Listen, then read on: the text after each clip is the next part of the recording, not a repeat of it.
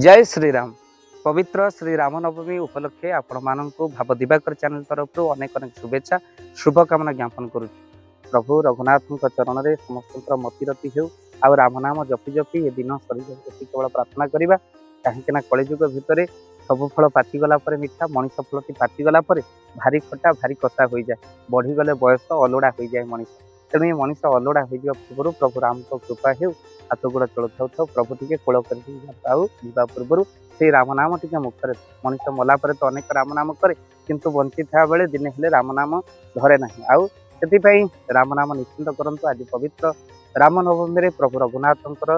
दर्शन आपण मैंने करूँ कहीं राम नाम महिमा अनेक। गोस्वामी तुलसीदास लिखिं राम नामर प्रभाव एमती जे जो राम नाम को शिव मध्य काशी रे धरी मुक्ति प्रदान करती खाली से न सुमरी पवन सुत पावन नाम आपने वश कर राखे राम। हनुमान जी राम नाम को धरी निजे हनुमान जी राम को मध्य वश कर तो दिने रावण लंकापुर थिबा समय अनेक अश्व मैंने आसी पहुँचले लंकापुर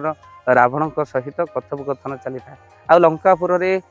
समस्त अश्व मैंने कहले कहले राम नाम एमती प्रभाव रही पत्थर देहरे राम नाम लिखिले पत्थरटा पानी भासुची हेले रावण नाम प्रभाव कौन एमती अच्छी तो काली सकाळ हेले आमे परीक्षा करूँ लंकापति रावणकर नामर प्रभाव बेसी ना राम नामर प्रभाव बेसी कहीं राम नाम प्रभाव को आम स्वतंत्र भाव में देखी सारू पत्थर राम लिखिदेला पत्थर पानी में भासुची यही कथा को जिते समस्त अश्व मैंने कहते लंकापति रावण कहवाक लगे काली सकाळ हो तुम निश्चिंत परीक्षा कर पत्थर रावण लिखि पानी में पक सी भाषिब यही समय भितर कौन घटना घटला राति पाई सकाळ है समस्त अश्व मैंने आसिले आउ पत्थर देहरे रावण लिखिकी समस्ते पानी में पकेले जिते पानी में पकेले आप भावुए पत्थर भाषिला ना बुड़ीला ये तो अद्भुत घटना घटला पत्थर भाषाक लगे समस्त अश्व मैंने लंकापति रावणकर जय हो कहीदे चलीगले यही समय बंदोदरी रावण को पचारे कहले स्वामी आपण कहतु राम नाम जो प्रभाव सतरे कौन रावण नाम से प्रभाव मत कहीं सन्देह लगुच दाग में कुछ काला है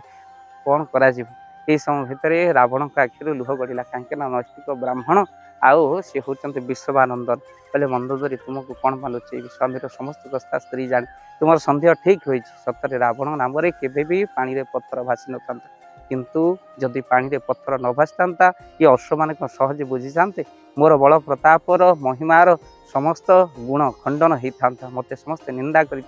राम शरण समस्त अश्व मैंने पड़ी था तेणु उपाय करी मु जानिली यही पर्वतरू अश्व मैंने राति पाहिले पत्थर आनी पकेबी हेलो ए बंदोदरी मु लुचिकी जाई राति अधरे से पहाड़ देहरे राम नाम ही लिखिदे आसी जार प्रभाव पानी रे पत्थर भाषिला रावण प्रभाव नुह परम आगुरी पहाड़ पथर राम नाम लिखाई हेतु पत्थर गुड़ाक से पर्वत आनी हेतु पत्थर निश्चिंत भाव में भाषिला ये रावण नाम नुहे परम राम नाम प्रभाव तेणु जदि प्रकृत में पत्थर राम नाम लिखिले पत्थर भाषुची हृदय लिखिदबा निश्चिंत भाव में संसार सागर बुड़ानी बरम भाषा चितुआ भक्त केवे क्या डरे ना कहीं जे मोर चरण चिंत ही संसार तार भय ना आगक आसुवा महाविपद रक्षा पाइबापे केवल राम नाम ही भरोसा। कालिदास मालिकार लिखिं ए भव सागर जेबे तरीजु भज हरे कृष्ण नाम पिला हाड़ीदास लिखिला गीत सुमरी प्रभु नाम तेणु केवल प्रभुंर नाम ही आमको मुक्ति प्रदान करें तो निश्चिंत भाव में आज पवित्र दिन आज राम नवमी में आपण घर पाखे जो भी राम मंदिर अच्छी निश्चिंत भाव में दर्शन करूँ सका आपण घरे राम श्रीरामकर दिव्य विग्रह को पूजा अर्चना करूँ आपण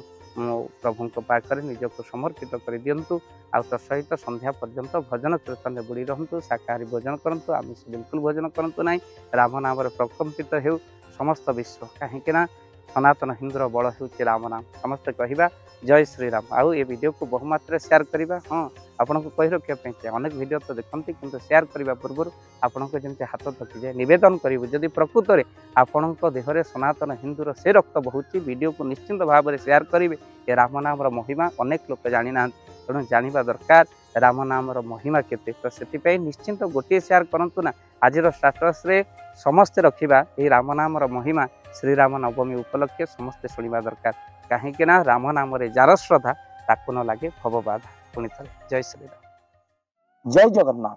धन अर्जने धर्म करी धर्मे प्राप्त नरहरि जदि आपण मानक धन कौन गरीब असहाय रोगी मान सेवारे लगी पारा जानतु आपणकर रोजगार सार्थक हो गला आपणक धनर मध्य बहुत महत्व रहिला ତ ଆଜି ଆପଣମାନେ ଯଦି ଚାହୁଁଛନ୍ତି ଆପଣଙ୍କର ସେଇ ଧନ ମହତ କାର୍ଯ୍ୟରେ ଲାଗୁ, ଯେମିତିକି ଆମେ ଗୋଟିଏ ଆମ୍ବୁଲାନ୍ସ କରିଛୁ, ଯେଉଁ ଆମ୍ବୁଲାନ୍ସ ପ୍ରତିଦିନ